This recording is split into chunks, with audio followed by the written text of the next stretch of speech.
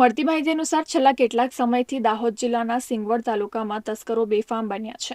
ત્યારે સિંગવડ તાલુકાની સરકારી કચેરીને તસ્કરોએ નિશાન બનાવી હતી. સિંગવડના તોરણી પ્રાથમિક આરોગ્ય કેન્દ્રમાં તસ્કરોએ હાથફેરો કર્યો હતો. જ્યાં આરોગ્ય કેન્દ્રમાંથી કેટલાક સરસામાનની ચોરી કરી તસ્કરો પલાયન થઈ જતા ચકચાર મચી જવા પામી છે. સમગ્ર મામલે તોરણી પ્રાથમિક કેન્દ્રના કર્મચારીએ રણધીકપુર પોલીસ મથકે ફરિયાદ નોંધાવી છે. પોલીસે ગુનો નોંધી અજાણ્યા તસ્કરોને વહેલી તકે ઝડપી લેવા ચક્રો ગતિમાન કર્યા છે. અત્રે ઉલ્લેખનીય છે કે સિંગવડ તાલુકામાં તસ્કરો બેફામ બન્યા છે, ત્યારે પોલીસ પેટ્રોલિંગમાં વધારો થાય તેવી લોકો માંગ કરી રહ્યા છે.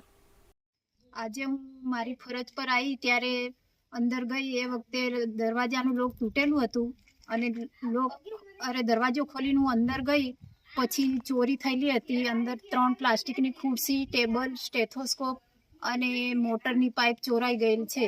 ત્યાર પછી મેં ગ્રામજનોને જાણ કરી, એ લોકો સેન્ટર પર દોડી આવ્યા અને તપાસ કરી. તમે અત્યાર સુધી પોલીસને જાણ કરી છે? હા કરી છે. તમારું નામ? મારું નામ નીનામા હંસાબેન રમેશભાઈ.